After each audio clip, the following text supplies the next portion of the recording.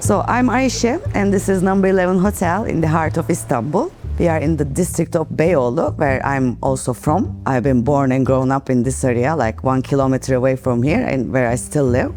In 2013, I opened the hotel. As the first identity, I thought about being a stylish design of it and in the perfect location and the attentive service. And then we added the eco-friendliness on top of it.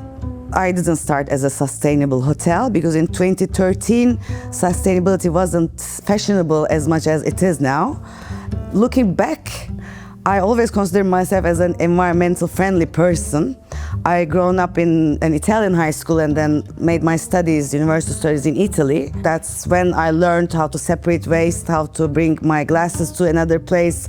So it was a totally different approach than the Turkey that time. So before 2019, we were also separating the paper waste, separating the glass waste, but that was just the thing. And then in 2019, there was this Istanbul Biennial. It was called the Seventh Continent. Seventh Continent is the garbage continent that's built up in the Pacific Ocean. It was on a Sunday that I entered and there was a very big screen with a video in it. It was showing the plastic waste floating in the ocean, like the bottles and the Q-tips, is all that stuff that's the human plastic waste floating in the ocean and almost producing a soil as a continent. I cried, literally. And the day back, the Monday, I showed up here and I said, okay guys, we are banning everything single use, no more single use, nothing. Okay, we had to finish what we have, but then we didn't buy any other single use products after that. So my thing started as an environmental sustainability and not as a holistic approach of it. But then I made my own researches and find online the certifications. First, I applied for the Green Key, and we had been the first independent small city hotel that gained the Green Key certification in all Turkey. And then I took the professional sustainable tourism course online during the pandemic. So that's when I started to invest more on community empowerment, staff empowerment, giving right information to the guests, orienting the guests into being more green travelers, kind of. That brought me to the point where we are now. This is the terrace that we are doing the urban gardening. It was a floor of the old building, then the floor wasn't permitted in the construction permit, but we demolished it, and it was an open air area. Then I said, why we don't grow vegetables, eatable things here? So we started with a few boxes. Then with the community power that we had, many people gave us their own plants that they couldn't take care of. And it's grown up very organically. And we upcycled many furniture. This was an old bed, a guest bed, then it's got old, and we flipped it and filled with soil. Now it's a vegetable bed. Everything is upcycled, nothing is both brand new here. What we do is make compost of the organic waste of our kitchen, of our breakfast kitchen, so that we can have a more fertile soil. This is another type of compost. This is called bokashi. This container is like 16 liters. We open it once a day, and we put the organic kitchen waste as well here. And when it's filled, it stays 2 weeks as it is, and then after 2 weeks, we burn it to the soil. And then in other 4 to 6 weeks, it's become soil within the soil. Here we collect rainwater. We have this one and then another big one on another part of the terrace. So we collect the rainwater to give water to our vegetables and to clean the open surfaces in the hotel. So I control everything on a dry basis, first of all. And then our channel manager and PMS, our property management system that we onboarded in 2018, I guess. It's called Little Hotelier, and it's a product of SiteMinder, the world's biggest channel manager for the small hotels. And it gives me the PMS part, so property management system. I mean, how many rooms I have, how many available, how many not, whatever. And either the channel manager, so it is connected to all the travel agencies, Airbnb, Booking.com, Hotels.com, and just in terms of seconds, it can update the prices, the availability. I can even put multipliers to one of the channels to the other.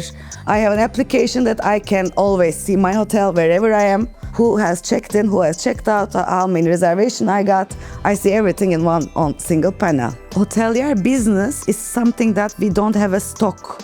It's one night, it's today. Tonight I had 20 rooms. If I sell them, I sell them. If not, it's tomorrow. It's already gone.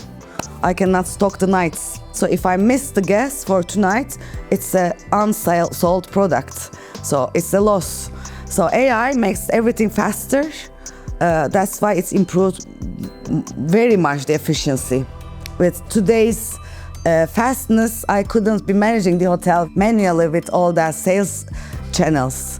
10 years ago, it was also possible, but now it's not possible anymore. For the staff, the property management system also has some tools for the housekeeping and for the technique and for the reception. They can also see which room they have to clean, which is checked out. So it also makes the communication within the building, within the staff easier and more efficient, of course, because when the housekeeper is on the 4th floor, when she sees that the other room has checked out, she doesn't have to come down and go back, for example. That at the minimum, as a simplest example, it fastens the housekeeping processes. It fastens the technique processes as well. Fastening the processes, easing the processes makes the thing more sustainable by nature. But as the environmental part, I also make use of AI. For example, the carbon management tool is a specific Excel calculator that we put some data on it, and it calculates the carbon footprint, and it divides it into how many guests we had per year, and then it compares it with another similar hotel in somewhere else in the world. It's an outsourced one, but very recently we made an agreement with some waste collectors, which made an application. They come to take the recyclable waste from us. They gamified it within an application that we earn some coins within the application, and then we can spend it. We signed an agreement with them, and they left us the specific bins to collect the glass and paper and plastic for them. And then I guess in some weeks they will come to take our first delivery to them. And that's the thing that can ease the waste management. My reception is weighting every night the paper waste by a hand weight. That's the thing. Now this app's owners are going to do that for us. It's a mix of offline service and online service, because they will come physically to take the thing from us, but it's also an app working. In the tourism world, there are many small companies, small facilities and family businesses, especially in the Mediterranean area, like in Turkey, Greece, Italy, Spain is full of family hotels, family businesses, because it's also our hospitality. If they are also old, they are very against the change. They are afraid that if they change something, that the things are not going to work. And they are a little bit afraid of the technology and the AI as well. I would say in 2018, when I changed to this property management system and the channel manager system, I was also afraid. And I was thinking, but if I cannot use it, if I make any mistake, if I send the wrong price to a channel, what happens? I was afraid. But then the system convinced me. So I changed it, I made the step, and now I'm very happy. So I would give the advice that do not be afraid of the technology and of the change. Change is going to happen. If you get on board, you change yourself as well. If you don't, you stay behind and all the other people will change.